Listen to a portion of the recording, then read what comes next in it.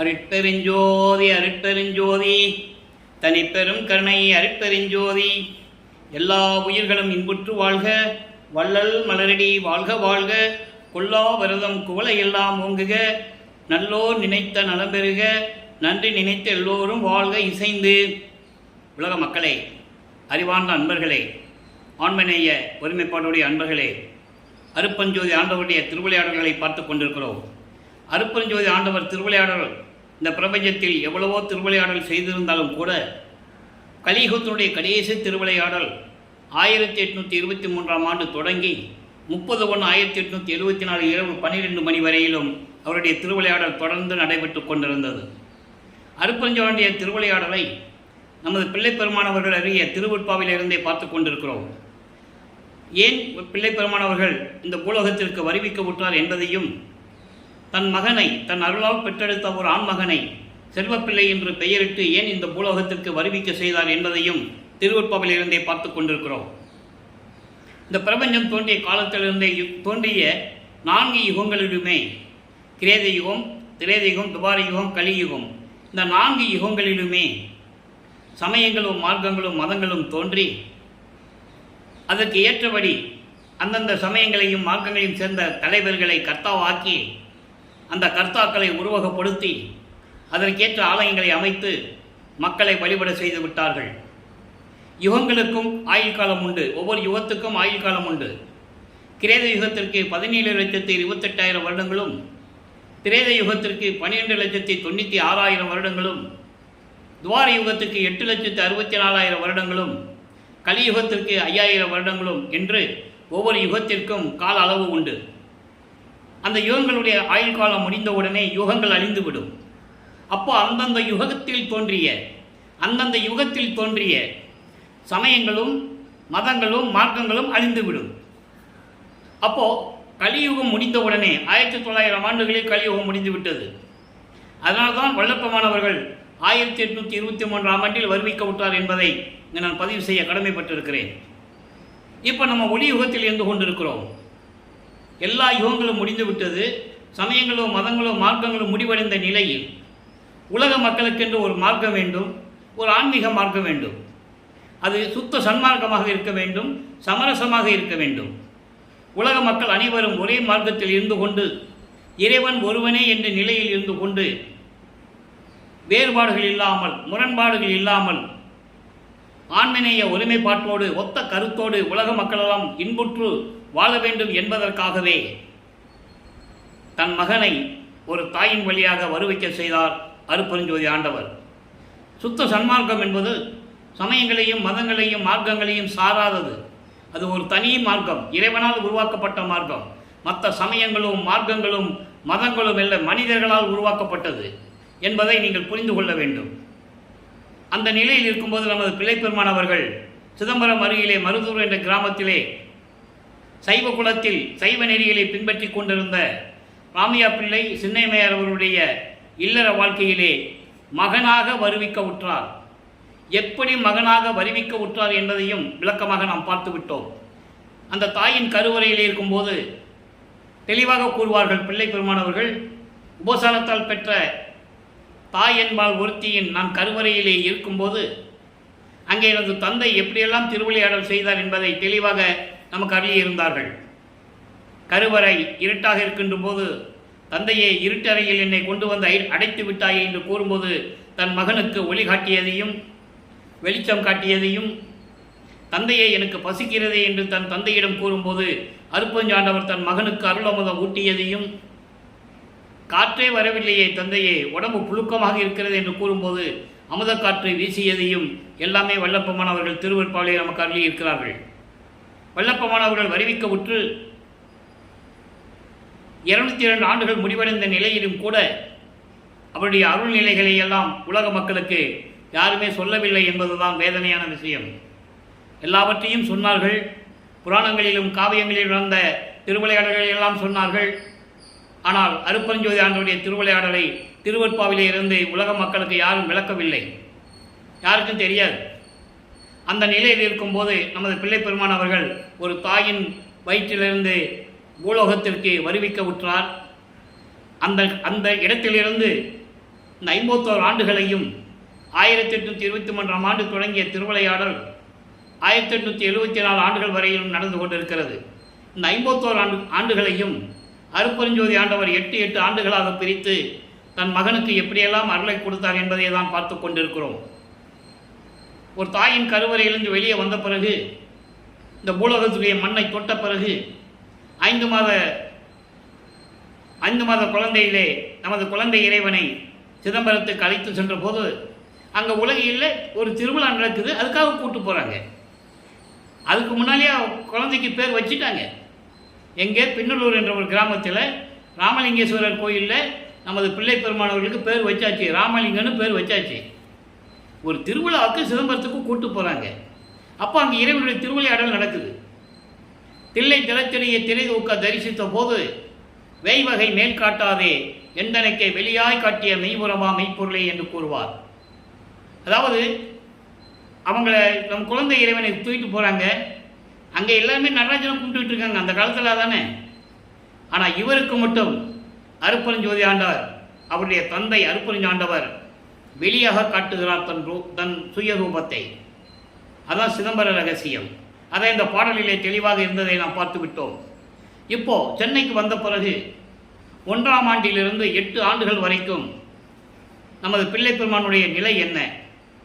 அதாவது அருட்பெருஞ்சாண்டவர் தன் மகனுக்கிட்ட பெயர் செல்வப்பிள்ளை. கொல்லை என இன்பம் கொடுத்தாய், நினது செல்வப்பிள்ளை என எனக்கு பெயரிட்டாய், தெளிவாக கூறியிருப்பார், திருவருட்பாவிலே உண்டு. அப்போ அதனால தான் நான் பிள்ளை பெருமான் என்று கூறுவதுண்டு. மக்களால் அழைக்கப்பட்டவர் திரு அருட்பிரகாச வள்ளலார். உலகியலிலே வைத்த பெயர் ராமலிங்கம். நல்லா புரிஞ்சுக்கணும் நீங்கள். அப்போ இந்த நிலையில் இருக்கும்போது 8 ஆண்டுகள் வரைக்கும் எந்த விதமான அருளையும் தன் மகனுக்கு அவர் கொடுக்கவில்லை. பள்ளிக்கூடத்தில் சேர்க்கிறாங்க, படிக்க முடியாது வந்துட்டார். அவர் யாரையும் ஆசிரியராகவோ குருவாகவோ ஏற்றுக்கொண்டதில்லை. இயற்கையாகவே அது நடந்து கொண்டிருக்கிறது. ஆக 9ஆவது ஆண்டு தொடக்கத்தில் இறைவன் அவர் முன் தோன்றி, நீ என்னால் வருவிக்க உற்றவன், என் மகன், உனக்கு ஞானத்தை தருகிறேன், பெற்றுக்கொள், மற்ற காரியங்கள் எல்லாம் முன்பருவம் பின்பருவம் காட்டி உனக்கு அருள் செய்வேன் என்று கூறி மறைந்து விடுகிறார். இப்போ வல்லப்ப மாணவர்களுக்கு சுத்த சன்மார்க்கம் இருக்கிறது தெரியாது. அருட்பெருஞ்சோதி ஆண்டவர் உண்மையான கடவுள், இயற்கை உண்மை விளக்க கடவுள் அவருக்கு தெரியாது. சமயங்களும் மதங்களும் மார்க்கங்களும் சூழ்ந்திருந்த காலகட்டங்களில் அவர் வருவிக்க விட்டதனால் சைவ சமயத்தின் தலைவனாகிய சிவபெருமானை இறைவன் என்று ஏற்றுக்கொண்டிருக்கிறார். சைவங்களிலும் மதங்களிலும் மார்க்கங்களிலும் சொல்லப்பட்ட நெறிமுறைகளை பின்பற்றி கொண்டு அதனுடைய சங்கற்ப விகற்பங்களில் ஈடுபட்டு கொண்டு, சங்கற்ப விகற்பங்கள் என்பது அந்தந்த சமயங்களுக்கு ஏற்ற அடையாளங்கள். சைவ சமயத்தின் அடையாளம் திருநீர் பூசிக்கொள்வது, உத்திராட்ச மாலை போட்டுக்கிறது.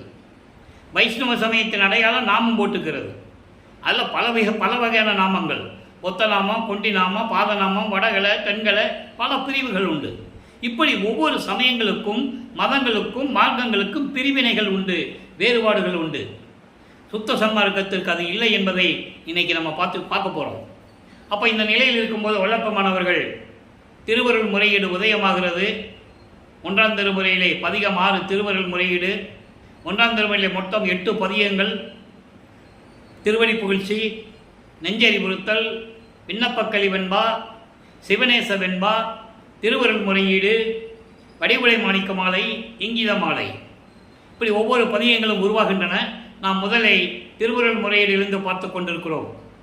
ஏற்கனவே பிள்ளை பெருமான் அவர்கள் எனக்கு அருளிய விளக்கங்களை எல்லாம் ஒவ்வொரு திருமுறைக்கும் ஒவ்வொரு பாடலுக்கும் நான் விளக்கம் கொடுத்துருக்கிறேன். அதை நம்ம யூடியூப்பில் பார்த்துக்கலாம். நீங்கள் 4 வருடங்களாக திருமுறைகளுக்கு விளக்கம் கொடுத்து கொண்டிருக்கிறேன். அப்போ இந்த நிலையில் இருக்கும்போது திருவருள் முறையீடிலே 232 பாடல்களில் எப்படியெல்லாம் சிவபெருமானை, தியாகராஜ பெருமானை எப்படியெல்லாம் பல பெயர்களை அழைத்து கொண்டு பாடிக்கொண்டிருந்தார் என்பதையெல்லாம் பார்த்து விட்டோம். எந்த விதமான அருளும் கிடைக்கவில்லை. 9ஆவது ஆண்டிலிருந்து 12 ஆண்டுகள் வரைக்கும் இந்த நிலை தொடர்ந்து கொண்டிருக்கிறது. அதன் பிறகு இவர் மனம் ஒரு நிலையில் இல்லாமல் ஒருவேளை திருவொற்றியூருக்கு சென்றால் அருளை பெற்றுக்கொள்ளலாமோ என்று அவர் மனம் விரும்புகிறது. மனம் உள்ளம் தூண்டி விடுகிறது. அவரை உள்ளம் தூண்டி விடுகிறது என்று சொல்வதை விட அருட்பெருஞ்சோதி ஆண்டவர் உள்ளத்தை தூண்டி விடுகிறார். என் மகனை திருவொற்றியூருக்கு சென்று அழைத்து செல் என்று.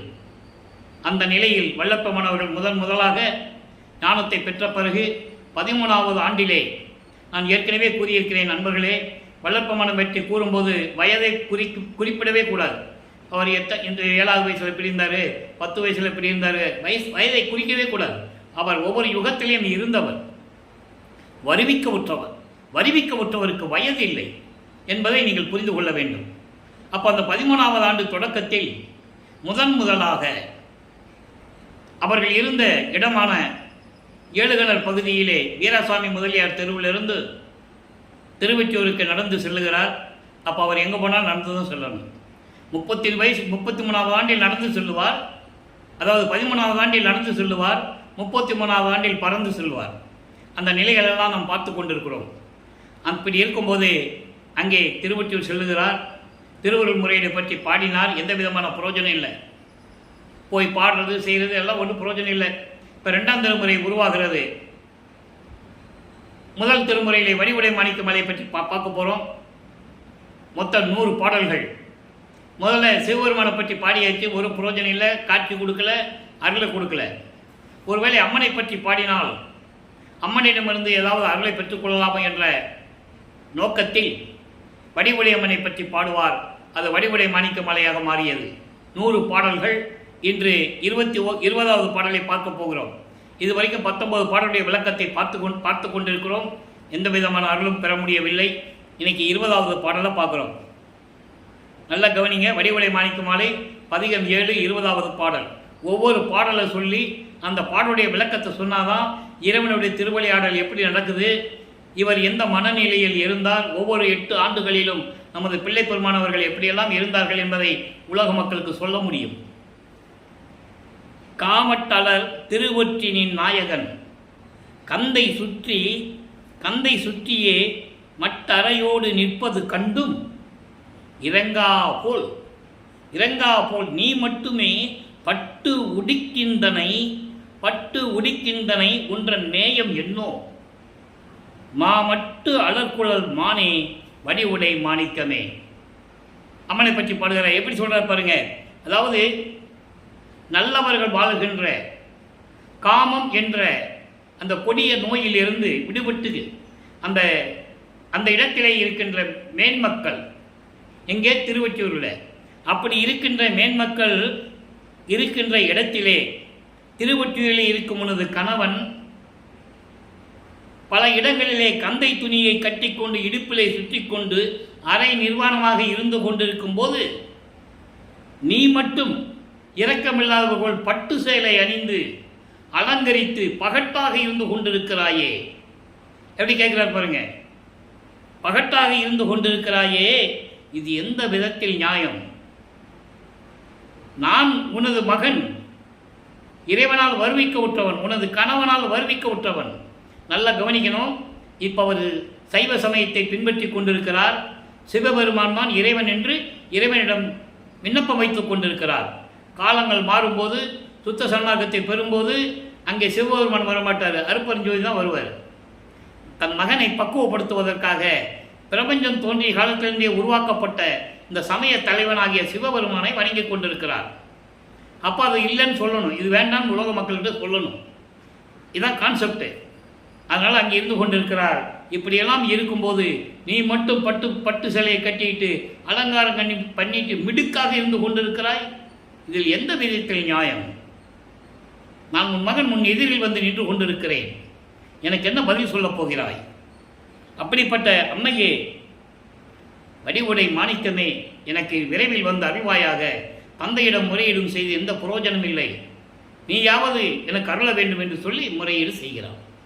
இப்போ இந்த நிலைகள் மாறின பிறகு 13வது ஆண்டிலே முதல் முறையாக திருவொற்றியூர் செல்கிறார். இதெல்லாம் 9வது ஆண்டிலிருந்து இந்த 12 ஆண்டுகளுக்குள் 1ஆம் திருமுறை உருவானதை அவர் இருந்த இடத்திலே இருந்து கொண்டு, தனிமையில் இருந்து கொண்டு அந்த பாடல்களை எல்லாம் நமக்கு அருளி இருக்கிறார்கள்.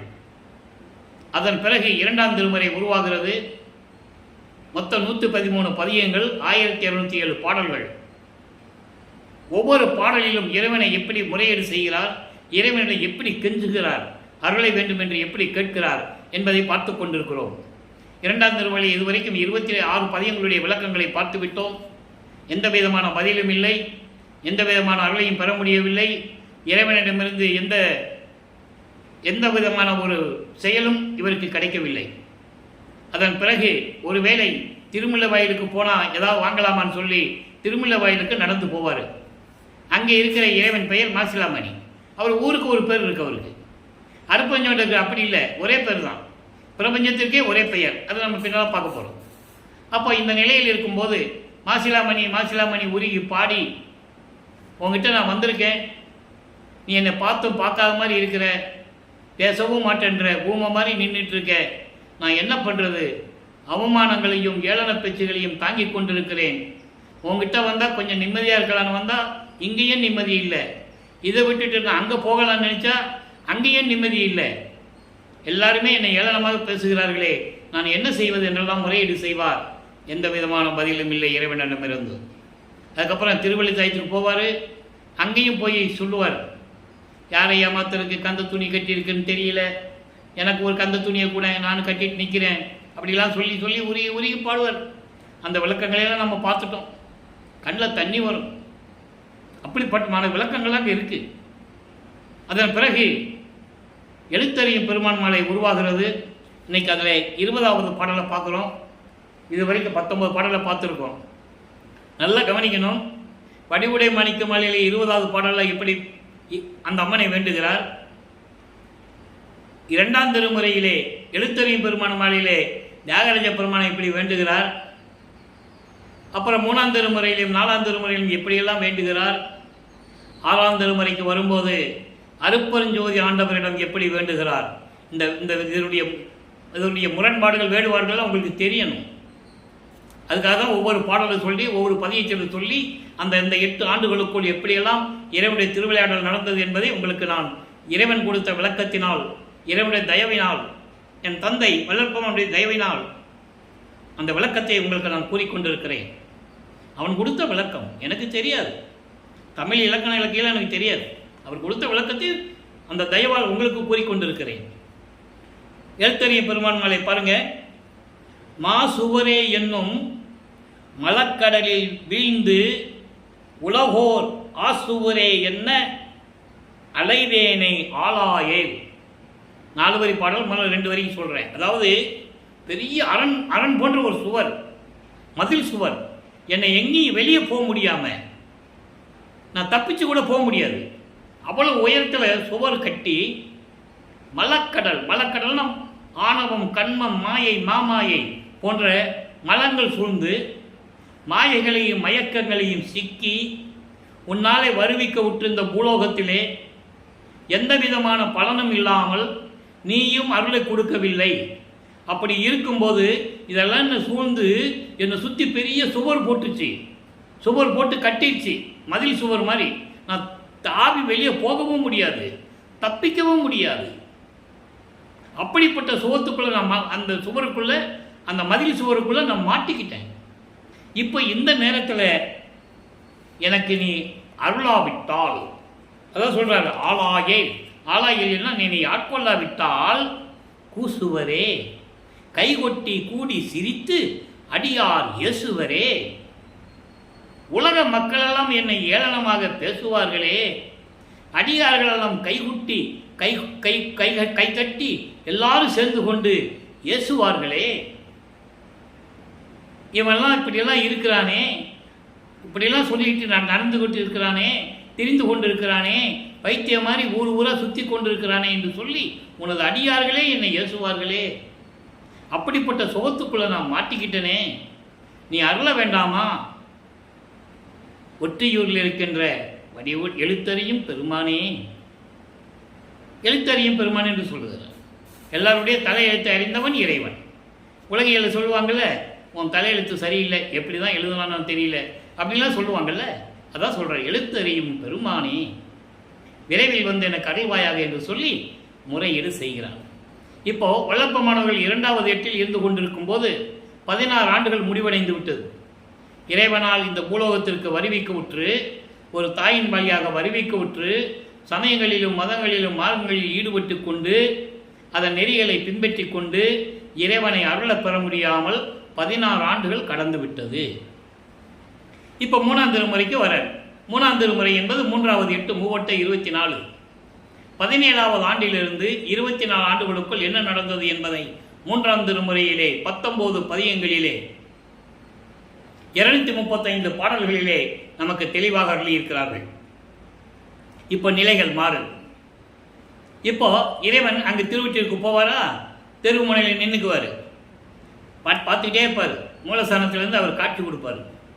காட்சி கொடுப்பாரே தவிர மறைந்து விடுவார். இந்த நிலை தொடர்ந்து கொண்டே இருக்கிறது. அப்போ இவர் என்ன பண்ணுவார், எங்கே போனாலும் பேசுறதில்லை. இப்போ காட்சி கொடுக்குறாரு, கொடுத்துட்டும் பேசுறதில்லை.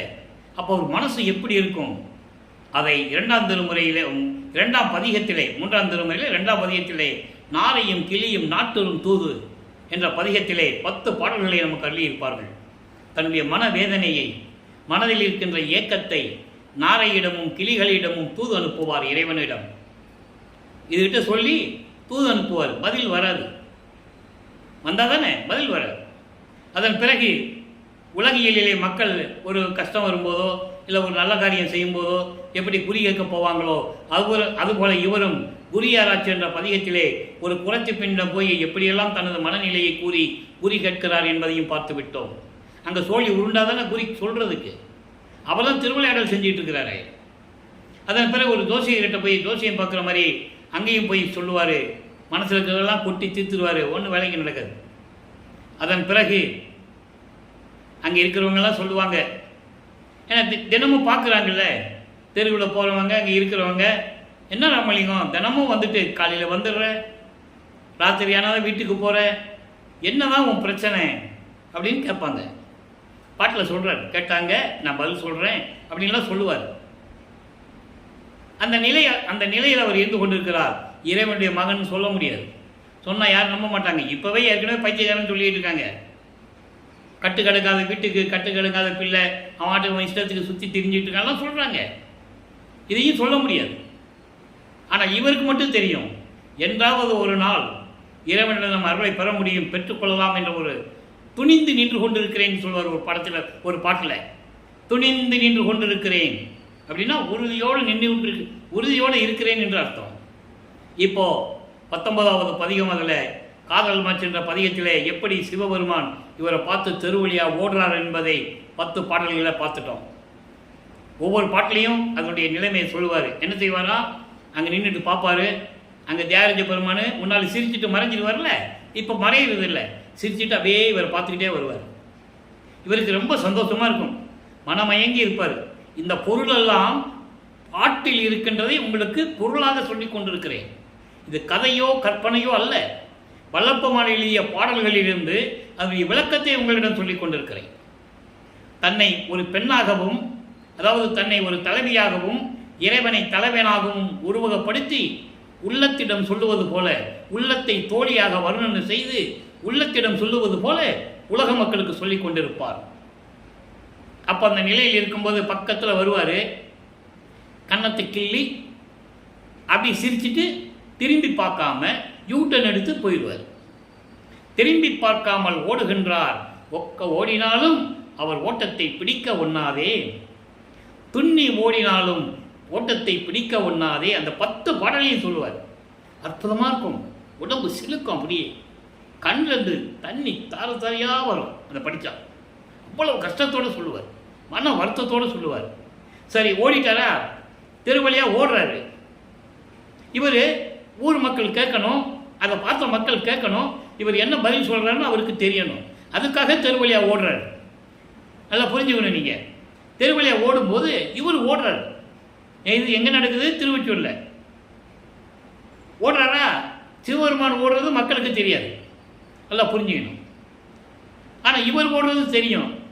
அப்போ அங்கே இருக்கிறவங்களும் சொல்லுவாங்க, என்ன இந்த ராமலிங்கம் தினமும் ரோட்டில் ஓடுறான், தெருவழியாக ஓடுறானே, என்ன விஷயம் தெரியலையே அப்படின்னு சொல்லி நிப்பாட்டி கேட்குறாங்க, ஏன்பா ஓடிக்கிட்டு இருக்க அப்படின்னு ஓடிக்கிட்டு இருக்காங்க. இல்லை, சிவபெருமான் முன்னால் ஓடினார், தியாகராஜ பெருமான், அவர் பிடிச்சிடலான்னு ஓடினேன், அதுக்குள்ளே அவர் ஓடி போயிட்டார் அப்படின்னு சொல்கிறார். இது பாடலில் சொல்கிறாரு. அதான் சொல்லிக்கிட்டு இருக்கேன். பாடலில் சொன்னதை உங்களுக்கு பொருளாக சொல்லிக்கிட்டு இருக்கேன். அப்போ அவங்க கேட்குறாங்க, ஏன்பா சிவபெருமான் உனக்கு கண்ணுக்கு தெரிஞ்சு ஓடுறாரு ரோட்டில், என்ன பைத்தியத்தனமாக பேசிகிட்டு இருக்க. சரி, அப்படியே ஓடுனாலே வச்சுக்கிடுவோம். நீ சிவபெருமானதை ஓடினாலே வச்சுக்கிடுவோம். நீ என்ன பண்ண போகிற? அவனை பார்த்து நீ என்ன கேட்க போகிற? அவன் சோத்துக்கு இல்லாமல் தெருவா பிச்சை எடுக்கிறான். பாட்டில் இருக்குது. மக்கள் சொல்கிறது இவர் சொல்கிறார். பாட்டில் பிச்சை எடுக்கிறான். இருக்க இடையில சுடுகாட்டில் படுத்து கிடக்கிறான். உடம்பெல்லாம் சாம்பலை பூசிக்கிட்டு இருக்கிறான். கழுத்தில் பாம்பை வேற வச்சுருக்கான். நீ கட்டி பிடிச்சன பாம்பு கொத்துமே உன்னை. கழுத்துலலாம் மண்டை ஓடுகளை வச்சுக்கிட்டு நெஞ்சில் வச்சுருக்காப்புல. நீ கட்டி பிடிச்சா மண்டை ஓடு தானே உன் நெஞ்சில் அழுத்தம். என்னத்து சுகத்தை பார்க்க போகிற நீ? பேசாம வேலையை பார்த்துட்டு போயா அப்படின்னு சொல்கிறாங்க. இவருக்கு அதுக்கு பதில் சொல்கிறார். கனவில கூட அவனுடைய காதலை நான் மறக்க முடியாதுன்னு சொல்கிறேன். நான் அவன் மீது காதல் கொண்டுள்ளேன். தன்னை ஒரு பெண்ணாக உருவகப்படுத்தி அவரை தலைவனாக உருவப்படுத்தி அந்த பாடலை சொல்வார். அற்புதமாக இருக்கும். அதெல்லாம் நீ சொல்கிறத நீங்கள் சொல்கிறத நான் கேட்க மாட்டேன். என்னைக்காவது ஒரு நாள் அவனை நான் கட்டி அணைச்சிடுவேன். அவன் அருளை பெறாமல் நான் விடமாட்டேன் என்று சொல்லுவார். அப்போது அந்த நிலைகள் எல்லாம் முடிவடைகிறது. இப்போது அந்த நிலையோடு 3வது 8 முடிகிறது.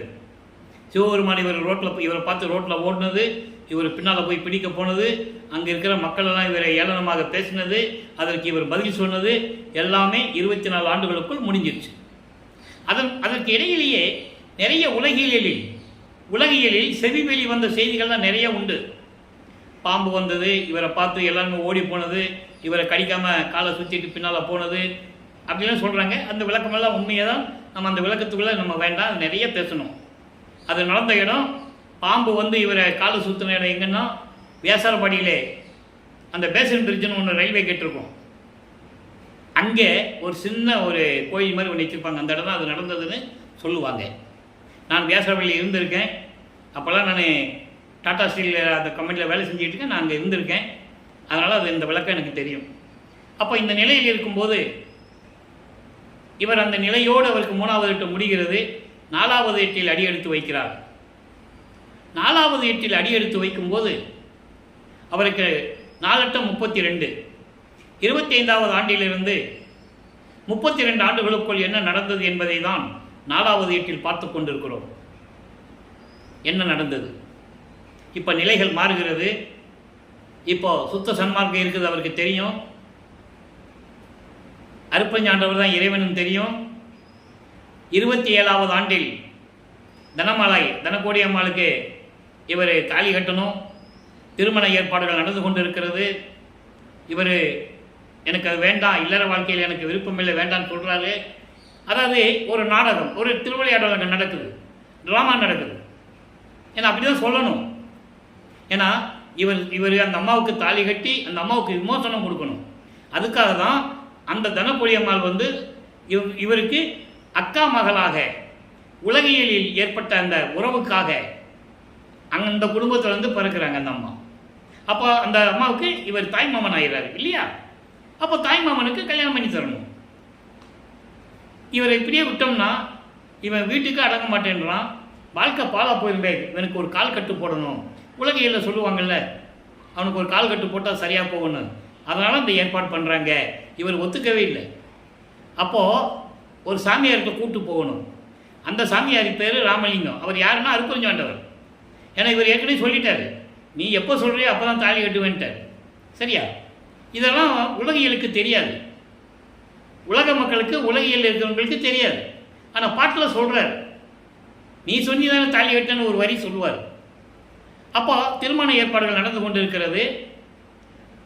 திருமணம் நடக்கப் போகிறது. இவர் தாலி கட்டணும். அப்போது அந்த திருமணத்திற்கு பிரம்மன், திருமால், ருத்திரன் போன்ற பதத்தலைவர்களும் ரிஷிகளும் முனிவர்களும் சித்தர்களும் சக்திகளும் சக்தர்களும் எல்லாம் வந்து அங்கே உட்கார்ந்துருக்காங்க வாழ்த்துவதற்கு. இவர் அப்படியே பார்க்குறாரு, எல்லாம் வந்தாச்சு.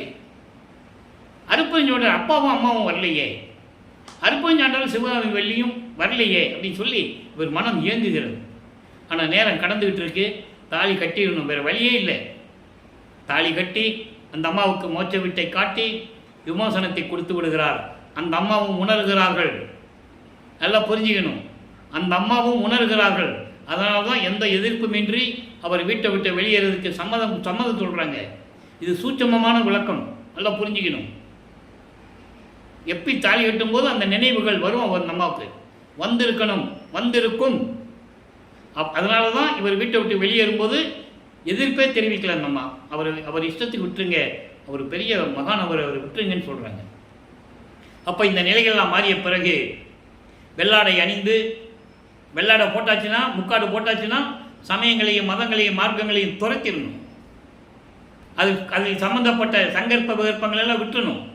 திருநீர் பூசுறது, உத்தராட்ச மாலை போட்டுக்கிறது, இந்த நிலைகளெல்லாம் சுத்த சன்மார்க்கத்தில் இருக்கக்கூடாது தெளிவாக கூறியிருக்கிறார்கள் திருவற்பாவிலே.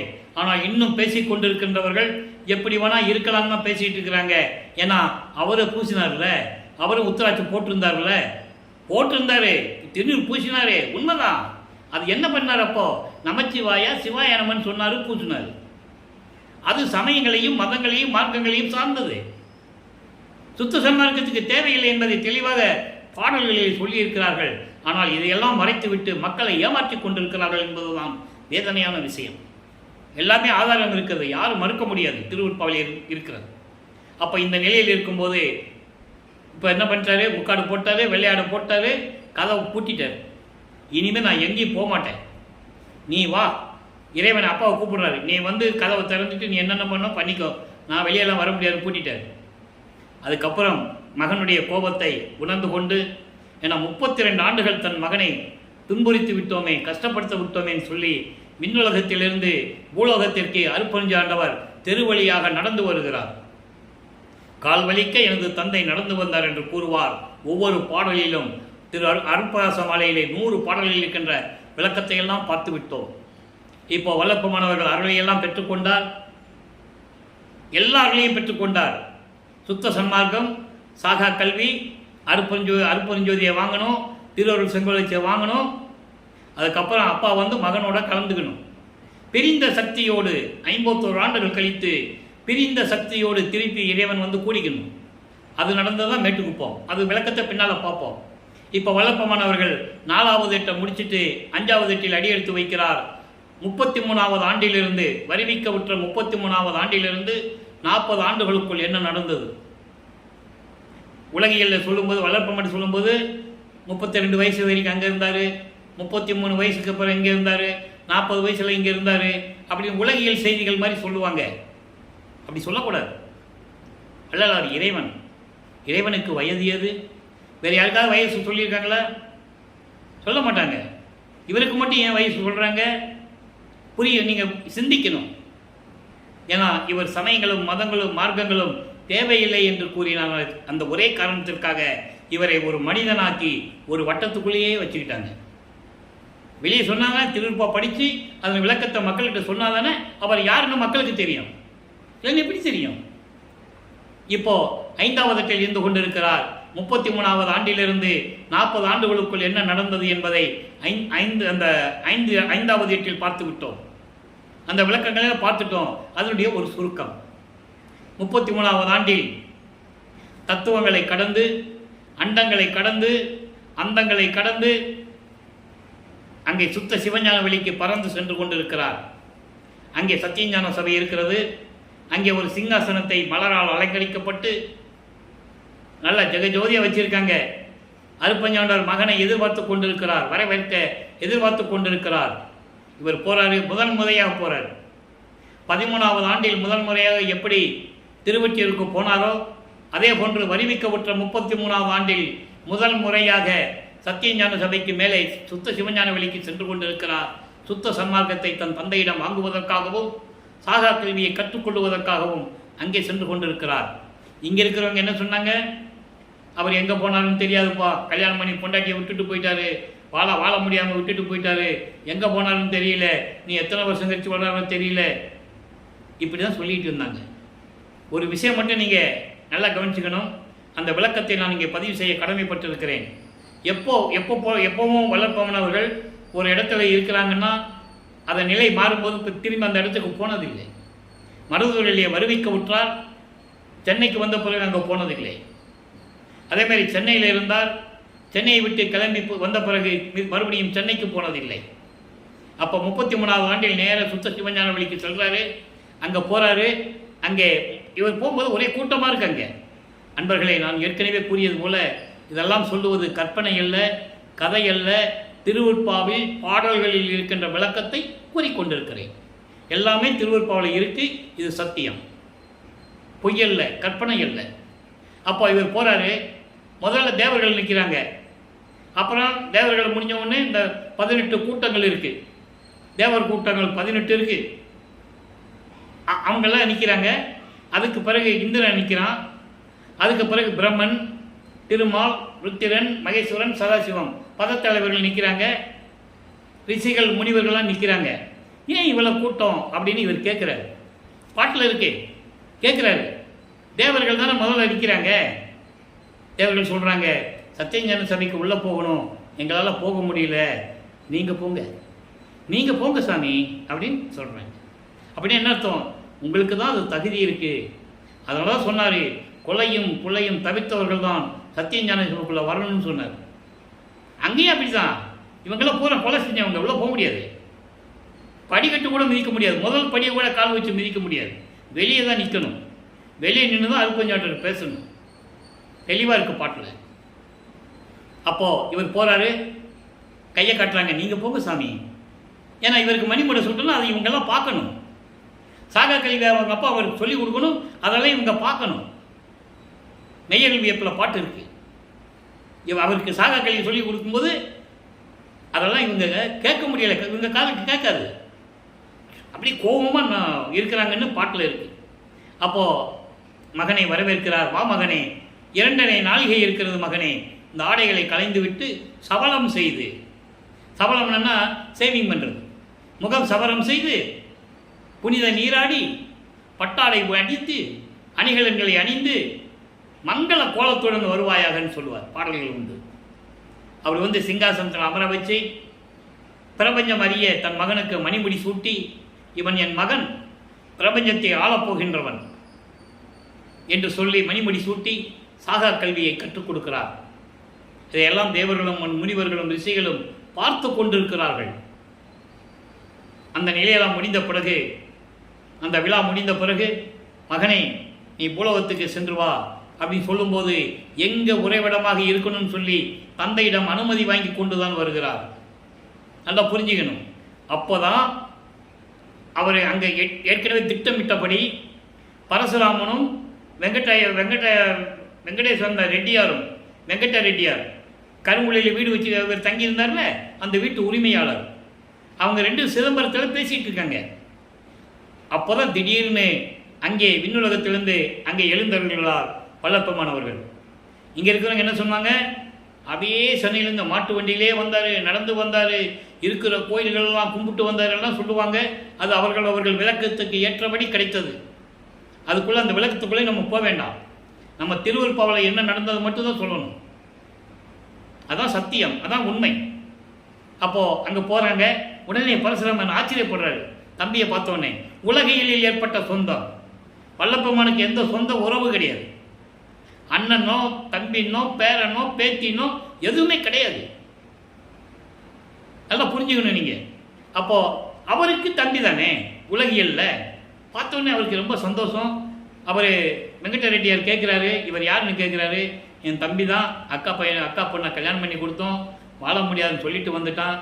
சரி என்ன பண்ணுறது, எல்லாம் இறைவன் செயல், என்ன பண்ணுறது, நீங்கள் உங்கள் வீட்டில் வச்சுக்கோங்க. எப்படி வருது பாருங்க.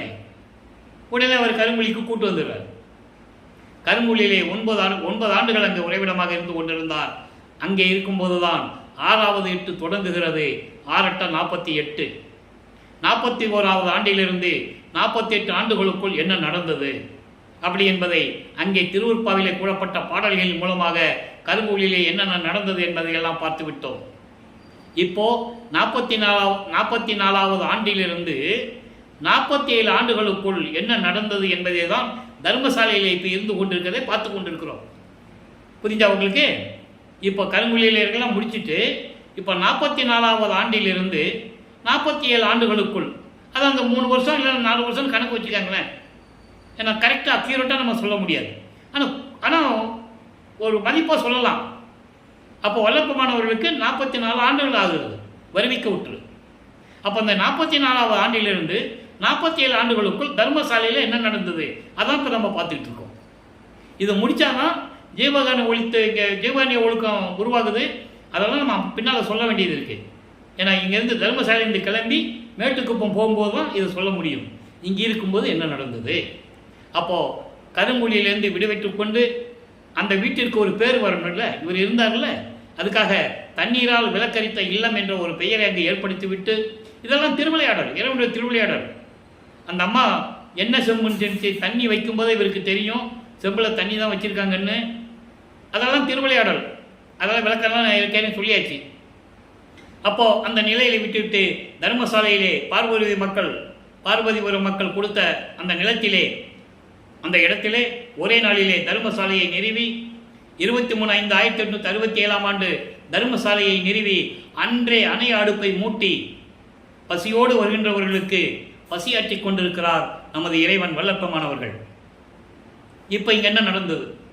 44வது ஆண்டிலிருந்து 47 ஆண்டுகளுக்குள் என்ன நடந்தது என்பதை பார்க்க போகிறோம். இப்போ அந்த நிலையில் இருக்கும்போது 1869 ஆண்டு திருவொற்பாவை எப்படியாவது மக்களிடம் கொண்டு சேர்த்துவிடக்கூடாது என்ற ஒரு நோக்கத்திற்காக ஆறுமுக நாவலர் தலைமையிலே ஒரு வழக்கு தொடர்ந்தார்கள். வடலூரிலே ராமலிங்க பிள்ளை என்பவர் அங்கே அமர்ந்து கொண்டு இலக்கண இலக்கிய பிழைகளோடு பூரா தப்பாக பாட்டை எழுதிக்கிட்டு எந்த கல்லூரியிலையும் படித்து புலவர் பட்டம் பெறாமல் பாடல்களை திருவொற்பாய் என்று பெயரிட்டு திருமுறைகள் என்று பெயரிட்டுக் கொண்டிருக்கிறார். இது முற்றிலும் தவறு. நாங்கள் சமயங்களையும் மதங்களையும் மார்க்கங்களையும் ஜாதிகளையும் பின்பற்றி கொண்டிருக்கிறோம். எங்கள் மனது புண்படுகிறது. இதை மறுப்பாய் என்று அறிவிக்க வேண்டும் என்று வழக்கு தொடர்ந்து விட்டார். முத்துசாமி என்ற ஐயர் இவருடைய வழக்கறிஞர். நல்லா கவனிக்கணும், வல்லப்பமானுக்கு வழக்கறிஞர்லாம் கிடையாது, இறைவனுக்கு எதுக்கு வழக்கறிஞர்? அப்போது முத்துசாமி ஐயர் என்றவருடைய தலைமையிலே வழக்கு தொடர்ந்து விட்டார்கள். கடலூர் மஞ்சக்குப்பம் என்ற இடத்திலே இருக்கின்ற நீதிமன்றத்திலே வழக்கு விசாரணைக்கு வருகிறது. வாதி அங்கு அமர்ந்து கொண்டிருக்கிறார். யார்? ஆறுமுக நாவலர்லாம் வாதி, வல்லப்பமானவர்கள் பிரதிவாதி. அப்போது அவர் வரல. இவங்களுக்கெல்லாம் சந்தோஷம். இவர் வக்கீல் முத்துசாமி ஐயர் நீதிபதியிட பேசிகிட்டு இருக்கிறாரு. பிரதிவாதி இன்னும் வரல, எங்கள் வாதங்களை நீங்கள் தொடரலாம் என்று சொல்லி விசாரணை நடந்து கொண்டிருக்கிறது. உடனே நீதிபதி பிரிட்டிஷ்காரர். நீதிபதி பிரிட்டிஷ்காரர். அவங்களுக்கு டிரான்ஸ்லேட்டர்லாம் வச்சுருப்பாங்க. நல்லா புரிஞ்சுக்கணும். ஓரளவுக்கு தமிழ் தெரிஞ்சவங்க கூட போட்டுக்கலாம். ஏன்னா பல ஆண்டு காலமாக பிரிட்டிஷ்காரர்கள் இந்தியாவை ஆண்டு கொண்டு இருந்ததனால் இங்கே வந்த பிறகு சில பேர் தமிழ் கூட கற்றுருக்காங்க. அப்படி கூட இருக்கலாம். ஆனால் பிரிட்டிஷ்காரர் தான் நீதிபதி. அப்போ இந்த நேரத்தில் ராமலிங்க பிள்ளையை கூப்பிடுங்கன்னு சொல்லும்போது நீதிபதி ஊழியர் 3 தடவை பேர் வச்சு கூப்பிடுவாங்க. எப்பயுமே இப்பயும் உண்டு. ராமலிங்க பிள்ளைன்னு கூப்பிடும்போது திடீரென்று எழுந்தருள்கிறார். அது வரைக்கும் இவங்க சந்தோஷமாக இருக்கிறாங்க. வடலூர்லேருந்து இங்கே வரணும்னா நடந்து வரணும், இல்லைன்னா மாட்டு வண்டியில் வரணும், இல்லைன்னா ஓடி வரணும், இல்லையா? அப்போ நான் இனிமேல் அவர் வர முடியாது, வழக்கு நம்ம பக்கம்தான் தீர்ப்பாங்கன்னு சொல்லி ரொம்ப சந்தோஷமாக இருக்கிறாங்க.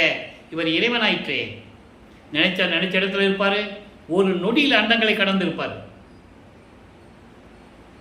அந்த நிலையில் இருந்தவர் நமது இறைவன் வல்லப்பெருமானவர்கள். திடீர்னு எழுந்தருள்கிறார்.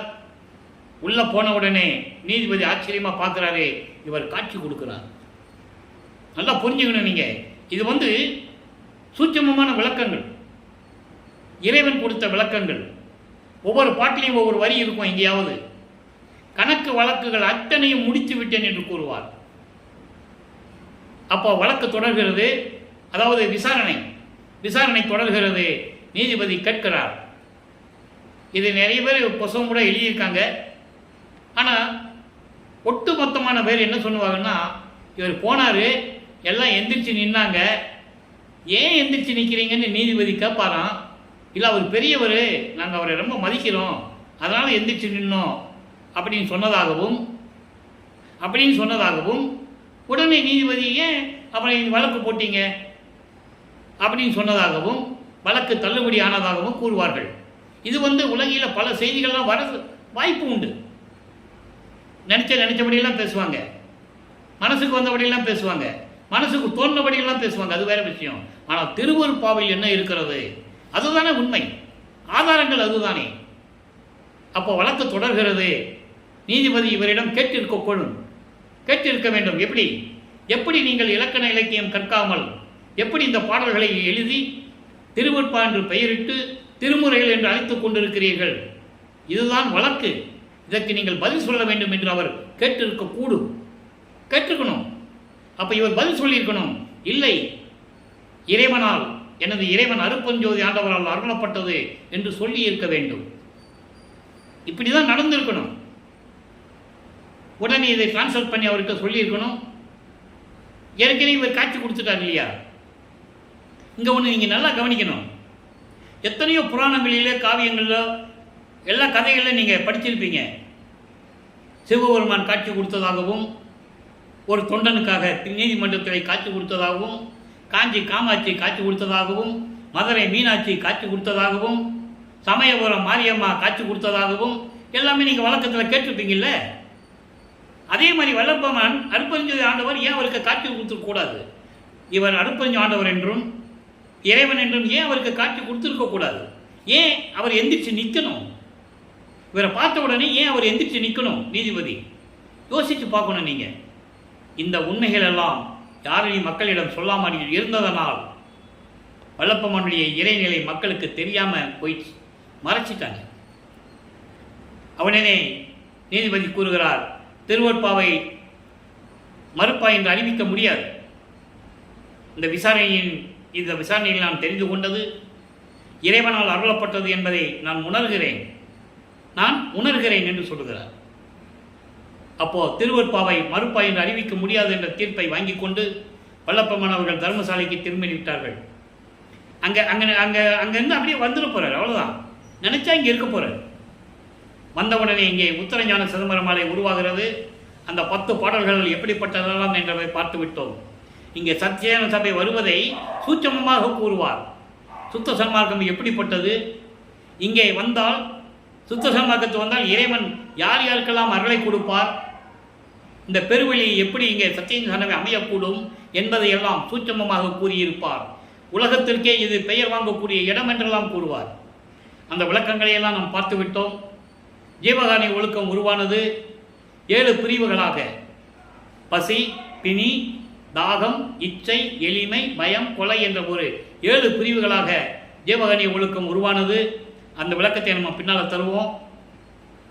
இப்போ ஏற்கனவே 1ஆம் திருமுறையிலே சிவபெருமானை எப்படி வழிபட்டார், வடிவுடைய மாணிக்க மாலையில் என்ன நடந்தது, எழுத்தறியும் பெருமான் மாலை 2ஆம் திருமுறையில் எப்படி நடந்தது, 3ஆம் திருமுறையிலே எப்படியெல்லாம் நடந்தது, 4ஆம் திருமுறையிலே அன்பு மாலை, திரு அற்பகாச மாலை, ஆனந்த மாலை, சவுந்தர மாலை, அபராத மன்னிப்பு மாலை, அதிசய மாலை எப்படியெல்லாம் நடந்தது. நீ 4ஆம் திருமுறையில் 2 பதிகம் நிலுவையில் இருக்கிறது. பிரசாத மாலையும் பத்தி மாலையும் சொல்லணும். அது பின்னால் தான் சொல்லுவோம். அது வாய்ப்பு வரும்போது பின்னால் சொல்ல வேண்டியிருக்கு. அதுக்கு ஒரு 2 மாதம் ஆகும். அப்போ இந்த நிலையில் இருக்கும்போது நடராஜபதி மாலை எப்படி உருவானது, எப்படி கூறுகிறார் நல்லா கவனிக்கணும். நடராஜன் வேற, நடராஜபதி வேற, அருட்பெருஞ்சோதி வேற என்பதை இந்த பாடல்களிலே ஒவ்வொரு பாடலிலும் குறிப்பிட்டதை நாம் பார்த்து கொண்டிருக்கிறோம். சமயங்களிலும் மதங்களிலும் மார்க்கங்களில் இருந்தால் அது நடராஜன். அது சைவ சமயத்தின் தலைவன். சிவபெருமான், நடராஜன், சொக்கலிங்கம், இப்படியெல்லாம் சொக்கநாதன், இப்படியெல்லாம் பல பெயர்கள் உண்டு. அவங்களாம் ஒரு குரூப்பு. சமயங்களையும் மதங்களையும் மார்க்கங்களையும் சார்ந்த இறைவன். இது சுத்த சன்மார்க்கத்தின் தலைவன், சுத்த சன்மார்க்கத்தின் இறைவன், சுத்த சன்மார்க்கம் உருவாக்கிய இறைவன். நல்லா கவனிச்சுக்கணும் நீங்க. அப்ப இந்த நிலையில் இருக்கும்போது நடராஜபதி மாலையிலே 20வது பாடலிலே என்ன கூறுகிறார் என்பதையும், சர்க்குணி மாலையிலே 20வது பாடலிலே என்ன கூறுகிறார் என்பதையும், அனுபவ மாலையிலே முடிவின் முடிவாக 20வது பாடலிலே என்ன கூறுகிறார் என்பதையும் இப்போ நம்ம பார்க்க போறோம். நல்லா கவனிங்க. பால் ஆதி பூதமோடு பொறி புலன் கரணமும் பதுகியும் காலபோதலா பகர்கின்ற கருவியும் அவைக்கு மேல் உரு சுத்த பரம் ஆதி நாதம் வரையும் சீராய பரவிந்து பரநாதமும் தனது திகழ் அங்கம் என்று உரைப்ப திருவருள் பெருவெளியில் ஆனந்த நடனமிடும் தெய்வமே. இதுவரைக்கும் ஒரே இறைவனை பற்றி சொல்றதுதான். ஒரே வரியில பொருள் சொல்லலாம். எப்படின்னா, நிலம், நீர், நெருப்பு, காற்று, ஆகாயம் என்ற 5 பூதங்களும், அதோடு மட்டுமல்ல பொறிகள், கண் காது மூக்கு வாய் மெய். புலன்கள் 5: ஒளி சுவை உணர்வு மனம். இது புலன்கள். அந்த கரணங்கள் 4: மனம் சித்தம் புத்தி அகங்காரம். இதனுடைய பிரிவுகளும் பகுதி என்றால் இதனுடைய வகைகளும் அதனுடைய காலங்களும். அவர்கள் முதலா பகிர்கின்ற கருவியும் பகிர்கின்றன சொல்லப்படக்கூடிய செயலாற்றல்கள். கருவி என்பது உட்கருவிகள் என்பது செயலாற்றுகின்ற விதம். பஞ்சபூதங்கள் எப்படி செயலாற்றி கொண்டிருக்கின்றன, பொறிகளும் புலன்களும் எப்படி செயலாற்றி கொண்டிருக்கின்றன, இப்படியெல்லாம் செயலாற்றி கொண்டிருக்கின்ற இறைவன் சுத்த பரம் முதல் நாதம் வரையும், பரவிந்து முதல் பரநாதம் வரையும், விந்து நாதம் பரவிந்து பரநாதம், திக்கிராந்தம் அதிக்கிராந்தம், சம்மௌனம் சுத்தம் அதீதம், இப்படி 9 நிலைகள் உண்டு. அதை தான் இங்கே சொல்றார். இப்படி 9 நிலைகளிலும் திகழ்ந்து கொண்டு திருவருள் பெருவெளியில் சுத்த சிவஞான வெளி, அதான் 16வது வெளி, அந்த வெளியில் ஆனந்த நடமிடும் தெய்வமே என்றும் அழியா ஊர் ஆதி தந்து. யார்? இவருக்கு. முதல்ல இறைவனை பற்றி சொல்லிட்டாரு. இப்போ என்றும் அழியா ஊர், அழிவில்லாத ஊர் என்பது என்ன? உலகங்கள் என்று சொல்லலாம். இது வழி நெறிகள் என்று சொல்ல வேண்டும். அழியாத நெறியை எனக்கு கொடுத்து, அழியாத நெறி என்ன நெறி? சுத்த சன்மார்க்க நெறி. அழியாத நெறியையும் கொடுத்து என் தந்து என்னை வளர்க்கின்ற அன்னையே, என்னை வளர்க்கின்ற அன்னையே, உயிர் தந்தையே, தாயும் தந்தையும். யார் அவருக்கு? அருட்பெருஞ்சோதி ஆண்டவர். நீயே என் தந்தை அருளுடையாய், என்னை நேர்ந்து பெற்ற தாயே, எம்மையினும் என்னை விட்டு இறையும் பிரியாது, அம்மையும் அப்பனுமாம் அருட்பெருஞ்சோதி. ஊழிதோர் ஊழி உளவினும் அழியா உடம்பை அளித்தன் என்று கூறுவார். அகவல்ல சொல்வார், ஊழிதோறும் ஊழி உளவினும் அழியா நிலையை கொடுத்த இறைவன். அதாவது நல்லா சொல்வார், ஊழிதோறும் ஊழி உளவினும் வாழி என்று எனக்கு வாய்த்த நன்னிதியே. அங்கேயே சொல்லுவார், ஊழிதோறும் ஊழி உயிர் அழைத்து ஓங்கினேன் என்று கூறுவார். இப்படியெல்லாம் சொல்லுவார். ஒவ்வொரு யுகத்திலே இருந்தேன்னு சொல்லுவார். அப்போ அந்த நிலையில் இருக்கின்ற என் தந்தையே, எனக்கு உற்ற துணையே, என் தன் உறவே. என்ன உறவு? தந்தை உறவு. என் அன்பே, ஓப்பே, என்னுடைய உயிரே, யாராலும் அறியாத உயர்நிலையில் என்னை வைத்த அரசே. யாராலும் அறிய முடியாத நிலை, யாரும் ஏற முடியாத நிலை, ஏறாமல் நிலை வீச ஏற்றி எந்தனக்கே 6 காட்டி அருப்பெருஞ்சோதி. முதல்ல காட்டி அருப்பெருஞ்சோதின்னு சொல்லுவார், அப்புறம் கடத்தி அருப்பெருஞ்சோதின்னு சொல்லுவார். ஏறா நிலை வீசை நடுவே ஏற்றி 6 கடத்தி அருப்பெருஞ்சோதின்னு சொல்லுவார். அடுத்து சொல்லுவார் பாருங்க, அருப்பெருஞ்சோதியே, அகரநிலை முழுவதுமாய் அப்பாலுமாகி. அகரநிலை, அகரநிலை என்பது பரிபூரணமான முதல் நிலை. அகரம் என்பது முதல், பரிபூரணமான இயற்கை உண்மையின் விளக்கமாக அந்த முதல் நிலையில் இருந்து கொண்டு அப்பாலும் ஆகி நிறை அமுத நடராஜபதியே என்று கூறுகிறார். அருப்பெருஞ்சோதியே என்று கூறுகிறார். இப்போ சத்குருமணி மாலையில் 20வது பாடல் நல்லா கவனிக்கணும். ஆதியும் அந்தமும் இன்றி ஒன்றாகி அகம்புறம் அகப்புறம் புறப்புறம் நிறைந்து. முதல் இறைவனை சொல்றார், அருப்பெருஞ்சோதி சொல்றார். எப்படி? ஆதியும் அந்தமும் இல்லாமல் ஒன்றாகி அண்டங்களிலும் பிண்டங்களிலும். அண்டங்களிலே அகம் என்பது அக்கினி, அகப்புறம் என்பது சூரியன், புறம் என்பது சந்திரன், புறப்புறம் என்பது நட்சத்திரங்கள். அதே பிண்டங்களில் உயிரினங்களில் அகம் என்பது ஆன்மா, அகப்புறம் என்பது ஜீவன், புறம் என்பது ஐம்பொறிகள், புறப்புறம் என்பது அந்த கரணங்கள். இப்படியெல்லாம் பரிபூர்ணமாக இருந்து கொண்டு ஓதியும் உணர்ந்தும் இங்கு அறிவரும் பொருளே. இப்படியெல்லாம் இருந்து கொண்டிருக்கின்ற இறைவனை யாரும் அறிந்து கொள்ள முடியவில்லை. அப்படிப்பட்ட அரிய நிலையில் இருக்கின்ற இறைவனே, உளம்கொள் சிற்சபை நடு விளங்கும் மெய்ப்பதியே. சிற்சபை நடுவிலே விளங்கிக் கொண்டிருக்கின்ற மெய்ப்பதியே, உண்மையான இயற்கை உண்மை கடவுளாகிய அருப்பெருஞ்சோதியே, ஜோதியும் ஜோதியின் முதலும் தான் ஆகி சூழ்ந்து என்னை வளர்க்கின்ற சுதந்திர அமுதே. ஜோதியில் ஜோதியாக விளங்கிக் கொண்டும் என் உள்ளத்திலும் என்னை சூழ்ந்து கொண்டு என்னை ஆட்கொண்டு என்னை வளர்க்கின்ற சுதந்திர அமுதே. சுதந்திர அமுதே என்ன? உரிமையான தந்தையே, உரிமையான தந்தையே, சாதியும் சமயமும் தவிர்த்தவர் உறவே. சொல்லிட்டாரா? சாதியும் சமயமும் தவிர்த்தவர்கள், அதாவது விட்டு நீங்கியவர்கள். அவர்கள் உள்ளத்தில் தான் இறைவன் இருப்பார் என்று சொல்றார். சாதியும் சமயமும் தவிர்த்தவர் உறவே, தனி நடராஜ என் சத்குருமணியன். சொல்லிட்டாரா? தனி நடராஜன் சொல்லிட்டாரா? இவருக்கும் சிதம்பரத்தில் இருக்கிற நடராஜனுக்கு சம்மந்தம் இல்லை. ஆனால் இதுவும் அது ஒன்று தான் அப்படின்னு சொல்லி ஏமாற்றிட்டு இருக்காங்க. அப்படி இருந்தால் சிதம்பரத்தில் அருட்பெருஞ்சோதி சொல்ல முடியுமா? முடியாது. தீட்சிதர்கள் வடலூருக்கு வருவாங்களா? வர முடியாது, வரமாட்டாங்க. உயிரே போனாலும் வரமாட்டாங்கன்னு சொல்லுவாங்க. இதெல்லாம் நான் அனுபவப்பட்டிருக்கேன், கேட்டிருக்கேன். அப்போது இது வேறு அது வேறுன்னு சொல்லிட்டாரா? இப்போது தனிச்சிராளங்களில் 105வது பாடலில் ஒரு விளக்கம் இருக்குது. நண்பர்களை ஏற்கனவே கூறியது போல இறைவனுடைய திருவிளையாடல் எப்படி நடந்தது, இறைவனிடம் எப்படி அருளை பெற்றுக்கொண்டார், அதை எப்படி ஒவ்வொரு பாடலிருந்து உலக மக்களுக்கு சொல்கிறார் என்பதை பார்த்துக்கிட்டு இருக்கோம். இப்போ தனிச்சிராளங்களில் 105 நல்லா கவனிங்க. ஒரு விளக்கம், ஒரு சின்ன விளக்கம் இப்போ எனக்கு தோன்றுது, இறைவன் சொல்கிறார். அதாவது அவர் சமயங்களையும் மதங்களையும் மார்க்கங்களையும் சார்ந்திருந்த போது திருமந்திரம், தேவாரம், திருவாசகம், பெரிய புராணம் எல்லாம் சொல்லிகிட்டு இருந்தார். ஏன்னா அங்கே நமச்சிவாய சிவாய நம்ம எல்லாம் வரும்.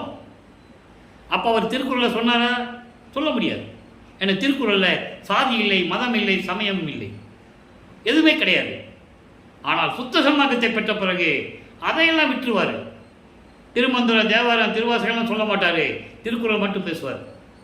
எனக்கு இங்கே நமச்சிவாயம் இருக்காது, சிவாய நம்ம இருக்காது, ஒன்றுமே இருக்காது. அகர முதல எழுத்தெல்லாம் ஆதி பகவன் முதற்றே உலகு, முடிஞ்சு போச்சு. கொல்லால் புலால் மறுத்தானை பாடல் படிச்சிருப்பீங்க திருக்குறளில்.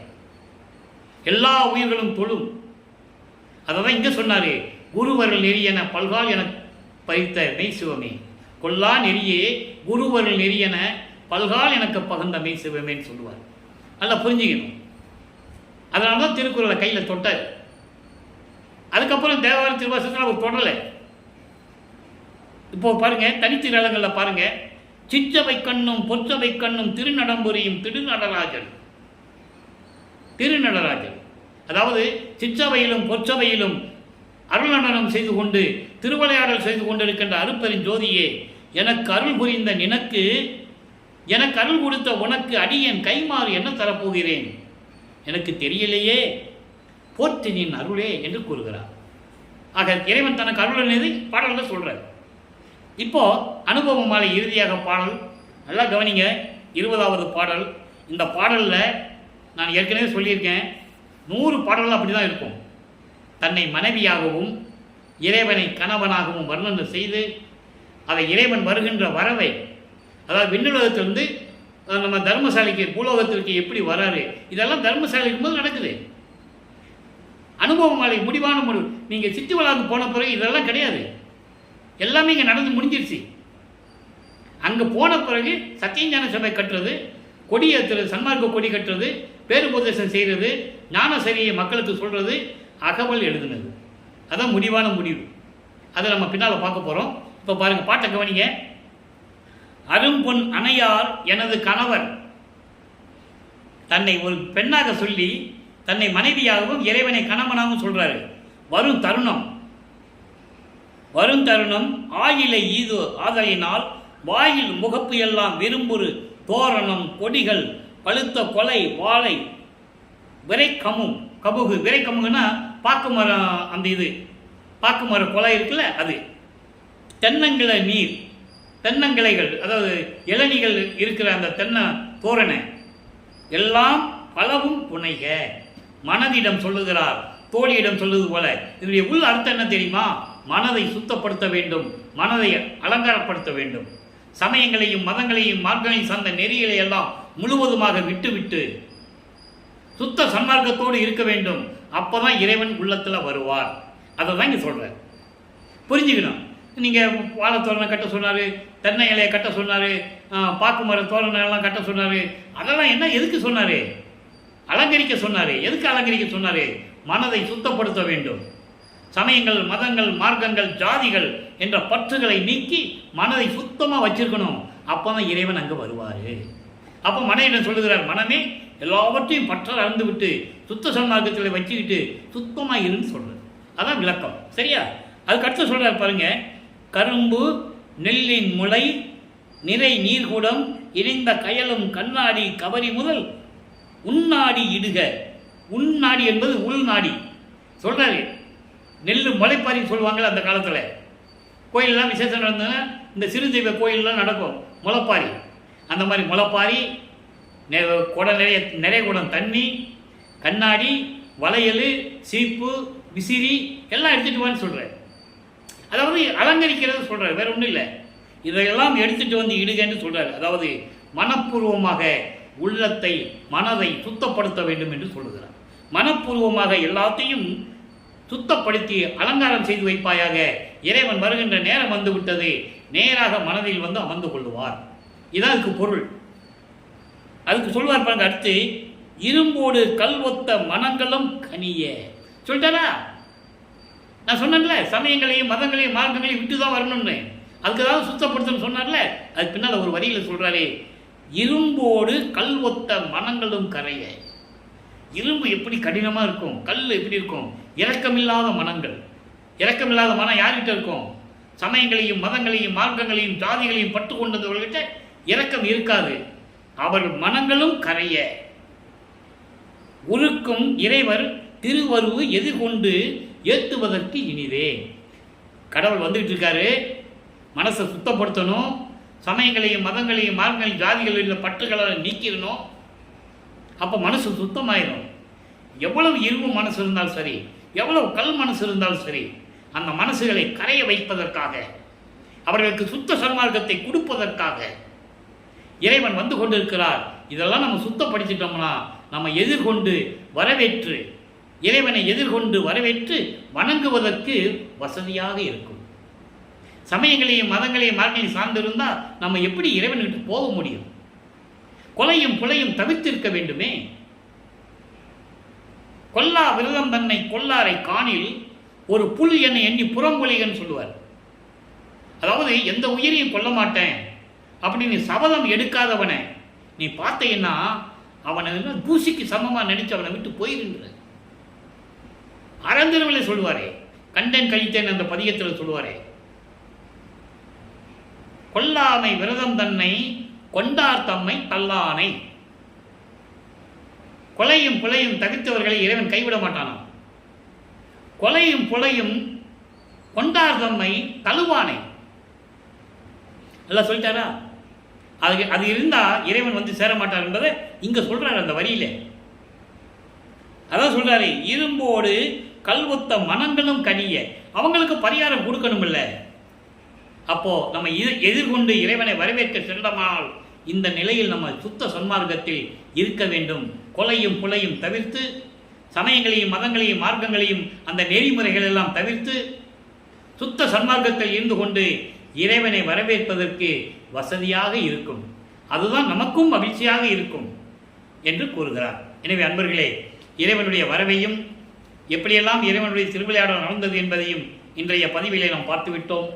எனவே மக்களே, நீங்களும் சுத்த சன்மார்க்கத்தில் இணைந்து கொலையும் புலையும் தவிர்த்து ஜோதி வழிபாடு செய்து அருப்பெருஞ்சோதி அருப்பெருஞ்சோதி தனிப்பெருங்கனே அருப்பெருஞ்சனே மகாமந்திரம் மட்டும் போதும்.